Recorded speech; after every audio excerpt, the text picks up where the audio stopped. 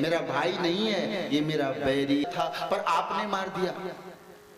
तो कहीं बाद में आकर के ऐसी बात करे, इसलिए अच्छी तरह से ठोक पीट करके इसको समझ लेना चाहिए कि आखिर है क्या।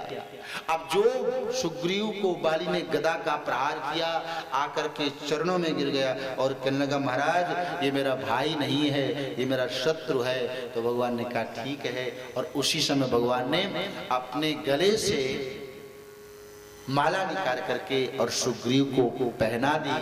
मानो अभी भी भगवान राम बाली को संकेत देना चाहते हैं कि बाली एक बार तो हमने तुम्हें छोड़ दिया, शायद तुम अभी भी जाग जाओ और ये पता चल जाए कि अब जो सुग्रीव तुम्हारे सामने आ रहा है वो अकेला नहीं है, उसके साथ में मैं हूं। पर कहते हैं ये सुग्रीव बाली भगवान की सत्ता को स्वीकार ही नहीं करता। बाली अभिमान का रूप है, और अभिमानी व्यक्ति अपने से बड़ा किसी को समझता नहीं है। एक व्यक्ति ने कहा कि महाराज कुछ भी हो, राम जी ने बाली को छिप करके मारा, ये ठीक नहीं किया। क्यों छिप करके मारा? कथा ऐसी आती है कि बाली जिससे भी युद्ध करता उसका आधा बल बाली को मिल जाता था, इसलिए उसका नाम था बाली। तो भगवान ने इसीलिए छिप करके उसका वध किया, सामने प्रत्यक्ष युद्ध कर सकते नहीं थे। देखिए ये जो बाली को वरदान था कि बाली जिस व्यक्ति के सामने आता उसका आधा बल हरण कर लेना। तो भगवान कौन है? भगवान ब्रह्म है। अच्छा, भगवान को कितना बल है? भगवान को है अतुलित बल। और ये बात मैं नहीं कह रहा, ये बात इंद्र का पुत्र जयंत कहता है, अतुलित बल अतुलित प्रभुताई। प्रभु आपका बल अतुलनीय है, जिस बल की तुलना नहीं कर सकते, यानी जिस बल को हम आधा नहीं, जिसकी तुलना नहीं कर सकते। आपको पता है कि आपके पास 100 रुपए हैं तो आप उसको 50 रुपए आधा कर लोगे, पर जब आपको पता ही नहीं कि कितना बल है राम जी के पास, तो सुग्रीव बाली उस बल को आधा कैसे कर सकता था? इसलिए। अच्छा, दूसरी बात, भगवान बाली को छिप करके नहीं मारते। देखिए जब बाली और सुग्रीव का युद्ध प्रारंभ हो गया तो भगवान ने बाण मारा, और वो बाण कहां लगता है? मारा बाली राम तब हृदय माज सरता, हृदय में बाण मारा। अच्छा, अगर राम जी छिप करके बाण मारते तो बाण कहां लगता? अगर आप किसी के पीछे से बाण मारोगे तो पीठ में लगेगा कि हृदय में लगेगा? मारा बाली राम तब हृदय माज, हृदय में बाण मारा। और अगर हृदय में बाण मारा तो निश्चित रूप से राम जी सामने आए। तो फिर प्रसंग आता है, बिटप ओट देखई रघुराई। राम जी बिटप की ओट से देखते हैं। तो कहते ओट का अर्थ ये है कि भगवान राम एक वृक्ष के नीचे पीछे ओट करके बैठ गए, लक्ष्मण जी सामने खड़े हैं और दोनों भाइयों का युद्ध हो रहा है। और बात यही है, राम जी इस अभिमान को मारते हैं तो पीछे से नहीं, सामने प्रत्यक्ष होकर के अभिमान को मारते हैं। यही बात थी। अब दोनों भाइयों का युद्ध प्रारंभ हुआ। मेरी कंठ सुमन के माला, मेरी कंठ सुमन के माला, मेरी कंठ सुमन के माला, मेरी कंठ सुमन के माला, पटवा मुनि बल देई विशाला।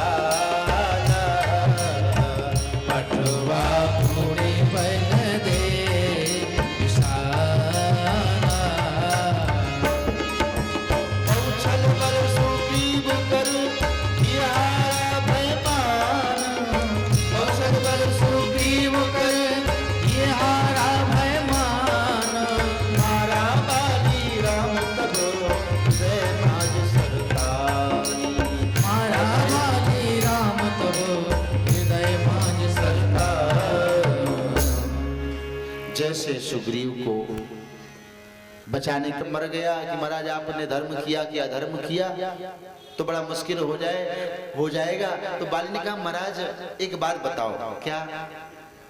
बोले महाराज जब आपके सामने कोई व्यक्ति पड़ा हो तो क्या इसके बाद भी वो पापी होता है? जैसे ऐसे प्रश्न पूछे तो भगवान के हृदय में कोमलता का भाव उत्पन्न हो गया और कहने लगे बाली यदि तुम कहो तो मैं तुम्हें जीवित कर दूं। बाली ने कहा नहीं महाराज अब मुझे जीवित होकर के क्या करना है, क्योंकि बड़े बड़े ऋषि महात्मा संत अनेकों वर्षों तक तपस्या करते हैं कि अंतिम समय में मेरे मुख से राम जी का नाम निकल जाए। और नाम की तो छोड़ो, अंतिम समय में प्रभु आप मेरे सामने खड़े हुए हैं और फिर भी मैं जीवित हो जाऊं, इतनी अच्छी मृत्यु मुझे मिलेगी नहीं। और इतना कहकर के बाली ने तुरंत अपने पुत्र अंगद को बुलाया और भगवान के चरणों में कहा प्रभु ये मेरे जैसा ही पराक्रमी है, मेरे जैसा ही बुद्धिमान है, आप इसको अपनी शरण में ले लो। भगवान ने तुरंत अंगद को स्वीकार कर लिया और बाली ने ऐसे प्राणों का त्याग कर दिया जैसे कोई सर्प अपने शरीर के फिसकल को छोड़ करके और चला जाए। बाली का सुग्रीव ने अंतिम संस्कार किया। भगवान ने लक्ष्मण जी को भेज करके सुग्रीव का राजाभिषिक्त किया और वर्षा ऋतु आ गई। भगवान ने कहा सुग्रीव अभी वर्षा ऋतु है, कुछ दिनों के बाद फिर जानकी की खोज की जाएगी। और इतना कह करके राम जी प्रवर्षण पर्वत पर निवास करते हैं।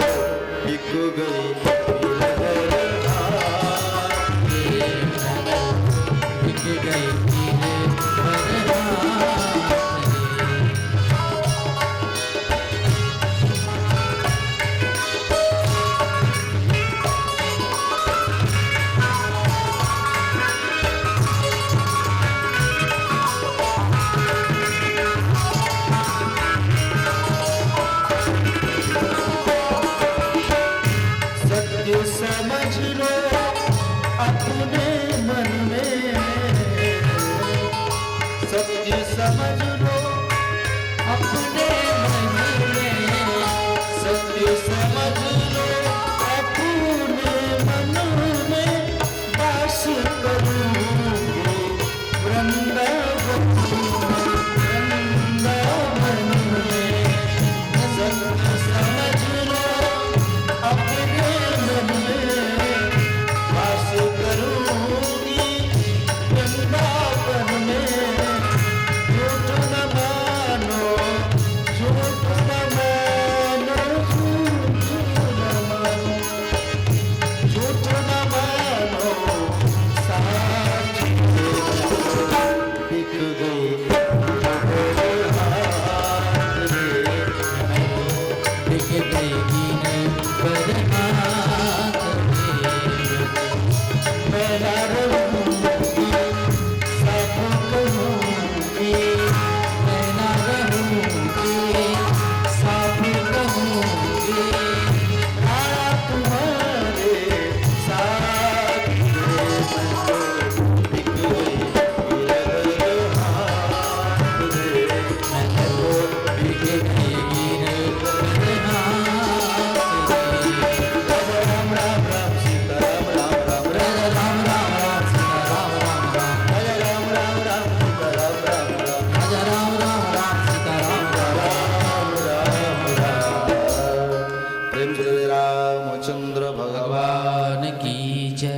सुग्रीव आकर के भगवान के चरणों में गिर गए, प्रार्थना की, प्रभु भूल हो गई, आपकी माया बड़ी बलवान है। ब्रह्मा विष्णु महेश भी मोहित हो जाते हैं, मैं तो एक साधारण जीव हूं। भगवान ने कहा ठीक है, और उसी समय तुरंत बानरी सेना की 4 चौकड़ी बनाई गई, पूरब पश्चिम उत्तर दक्षिण, चारों दिशाओं में यथा योग्य सेनापति नियुक्त किए गए, और चारों तरफ की सेना जैसे भगवान को प्रणाम करके जानकी की खोज के लिए चलने लगी। तो भगवान को हनुमान जी महाराज प्रणाम करते हैं, और ये दल दक्षिण दिशा की ओर जाएगा।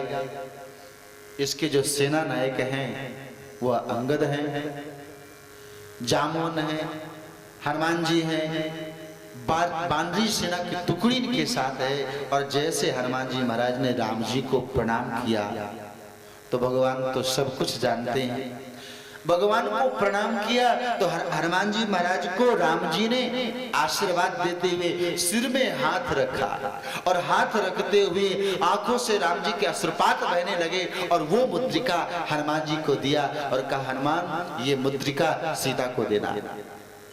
और वहां से कुछ न कुछ उनकी चिन्हारी लेकर के आना। हनुमान जी महाराज प्रसन्न हो गए, और उनको लगा कि ये काम मेरे शुभ हाथों से ही होगा, और तुरंत जय श्री राम का घोष करते हुए बानरी सेना वहां से जय से आगे बढ़ती है। बहुत दूर तक चले गए, 1 महीने की अवधि मिली कि 1 महीने के अंदर जानकी की खोज करके वापस आना है। 28-29 दिन व्यतीत हो गए,